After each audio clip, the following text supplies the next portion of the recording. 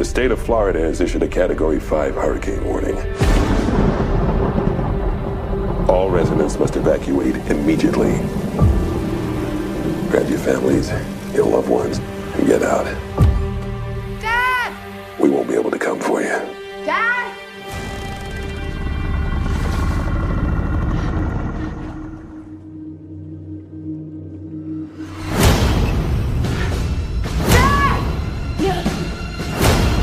Oh my God! What happened?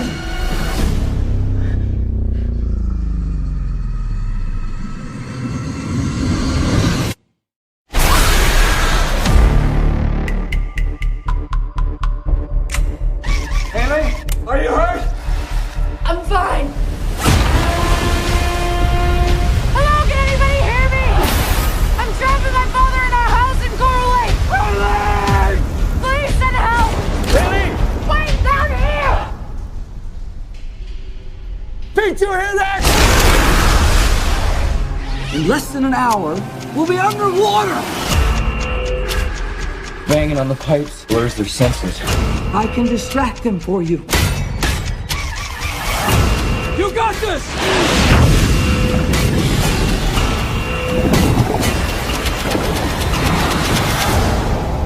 You need to go now. I'm not leaving you here.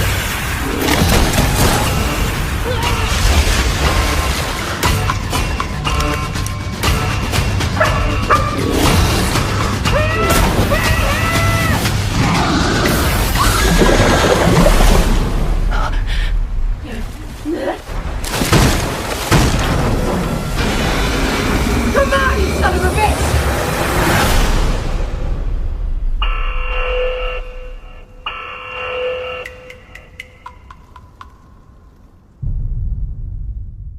Crawl.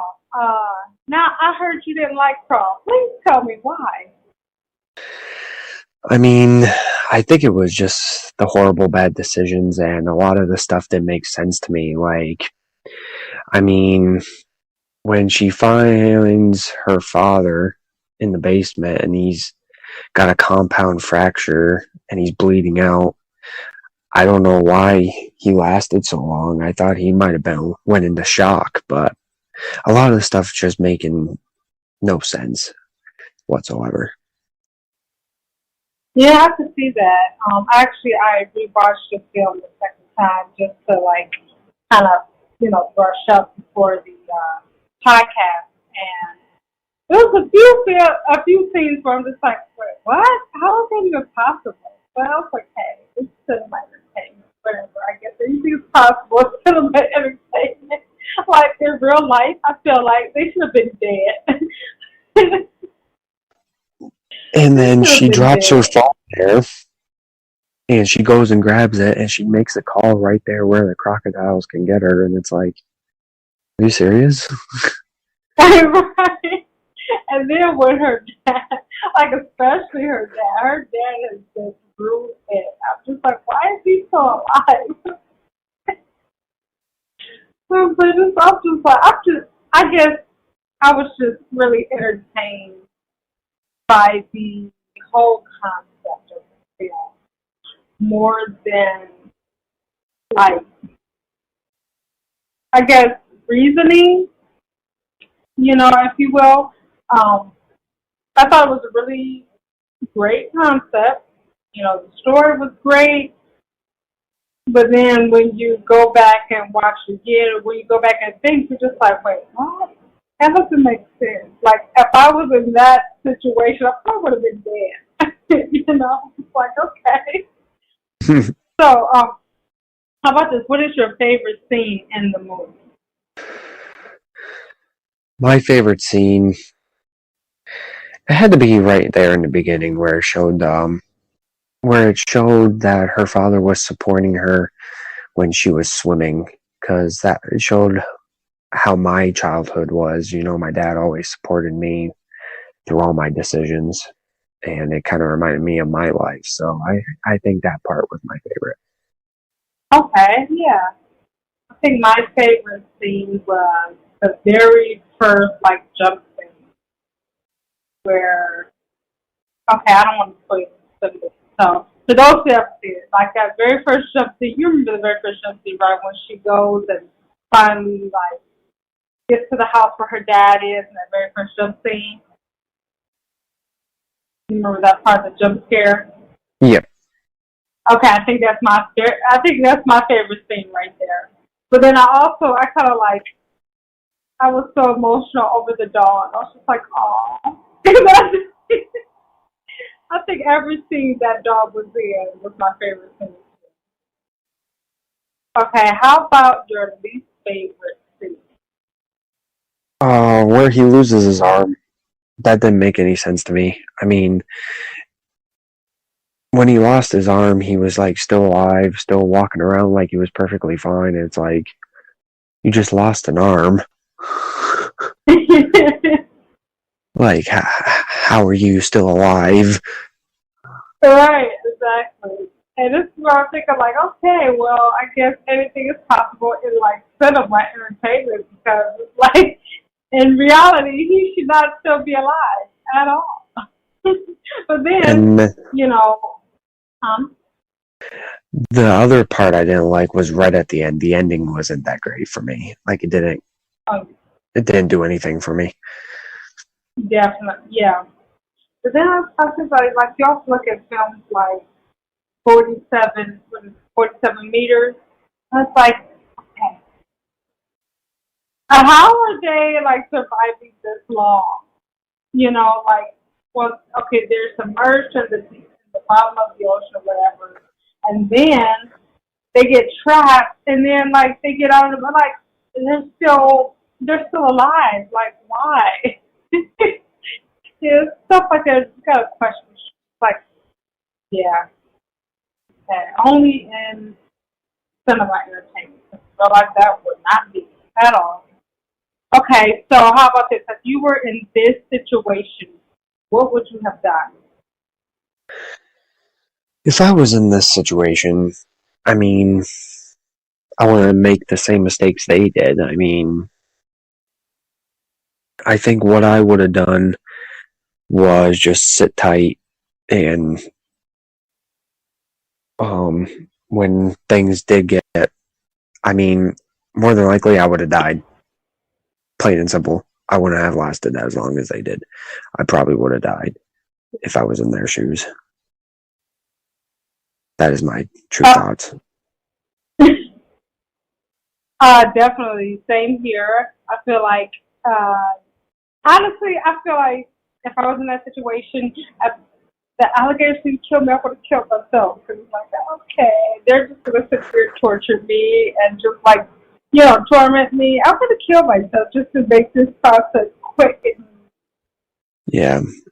It's just, I mean, when you're in that kind of situation where you have hazards around you wherever you go, more than likely you're not going to make it out alive.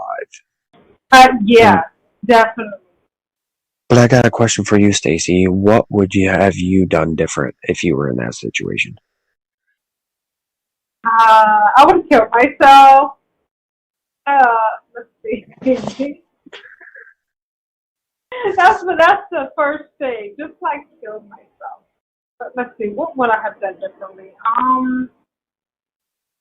I would be so heartless to say that I would have just like turned back at that scene where she was trying to get through, but he's like, "Hey, you can't go through this, accident, everything, all of that."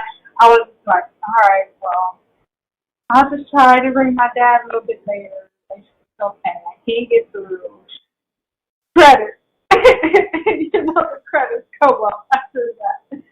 But that sounds so cruel, doesn't it? You just like, "Oh, my dad's fine." He'll be fine. But let's see. Honestly, it's okay. To be fair, what would I have done?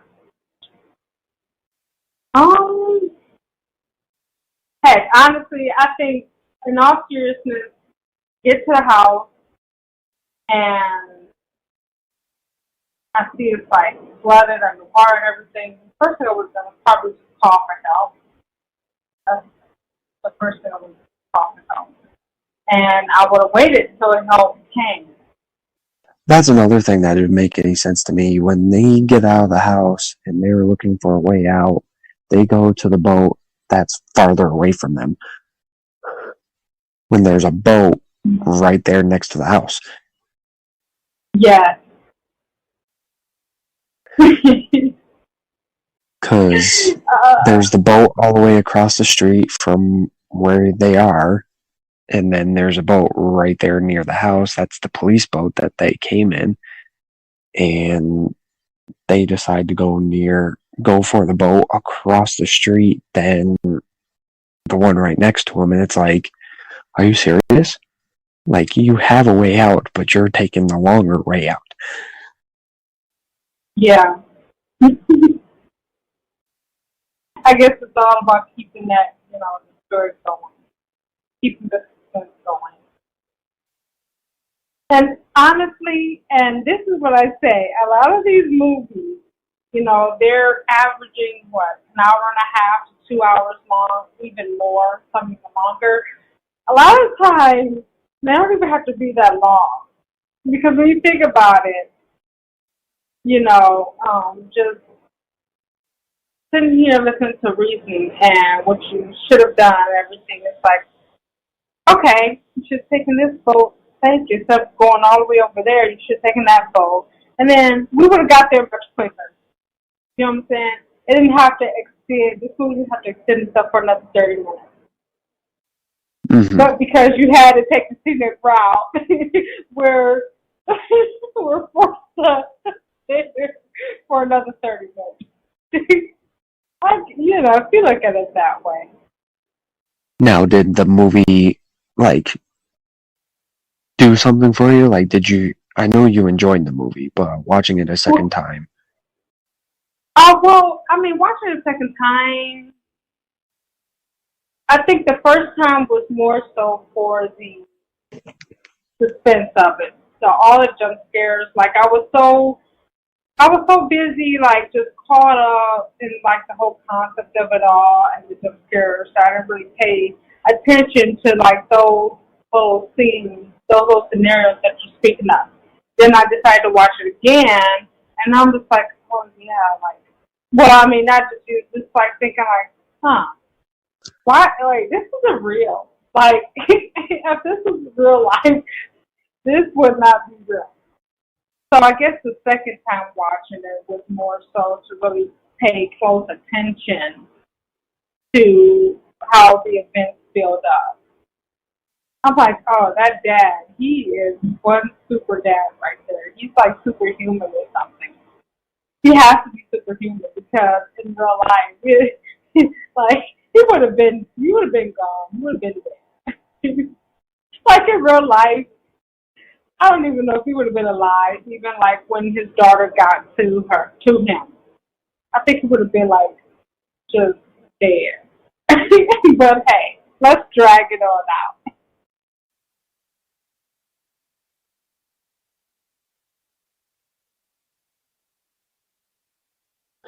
Now, what are your final thoughts on it? I guess my final thoughts are that, again, it is a great concept. I feel like it's really simple. It's really simple, but also the action and suspense is really great in the film. Those jump scares are really good. But again, when you're looking at it from a realistic standpoint, you have a lot of questions. And when you're thinking realistically, it's just yeah, this isn't real at all. But if you just do away with the realistic part of it and just watch it for just the entertainment that it is, I think it's really. Yeah, you pretty much took the words right out of my mouth. It leaves you with a lot of questions that make you think, huh? Yeah. And, it was a good concept. I like the idea, but I wish it was more suspense than anything. It was trying to be more scary than suspense, and it's with that kind of situation, yeah, it's scary, but it's not. It doesn't satisfy the audience as much as you want it to do it. So yes, and like realistically, it's just like a lot of people will probably shake their head when they think in, from a realistic standpoint. And just like a lot of these feature films, there's so many of them out here, and like you like it for the entertainment that it is. When you think like realistically, you're just like, okay, I guess. You just looking so confused, like, I guess so. Maybe. Yeah, no, that's not real. And you're just like that's how it was. Like the second time around, that's how it was through the film. It's like, I guess, maybe, no, not at all. Like, okay, RoboCop dad here. Like, he's pulling her up with one arm. Like, yeah, I guess so. But it was. I guess it's entertainment. Watch it for fun. Don't watch it. Don't watch it from the realistic standpoint. It will definitely disappoint you. definitely.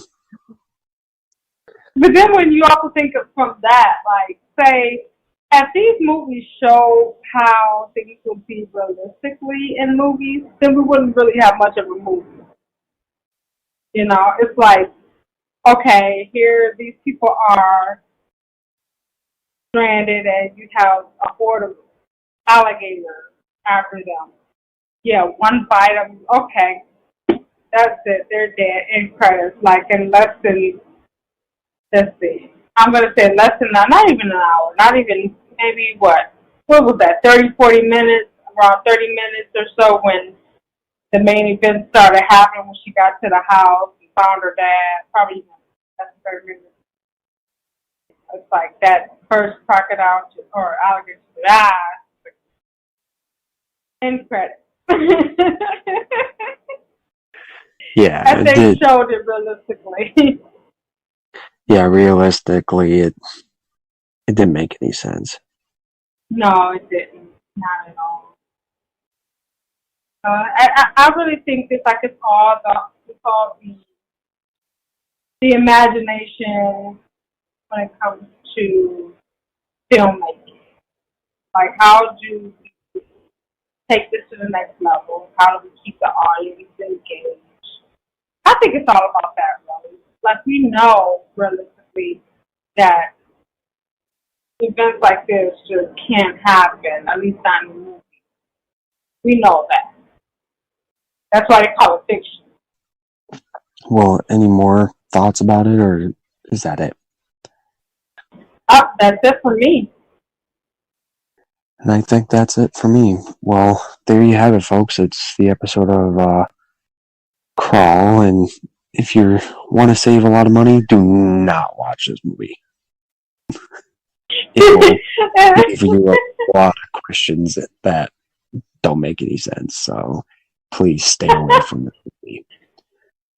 But if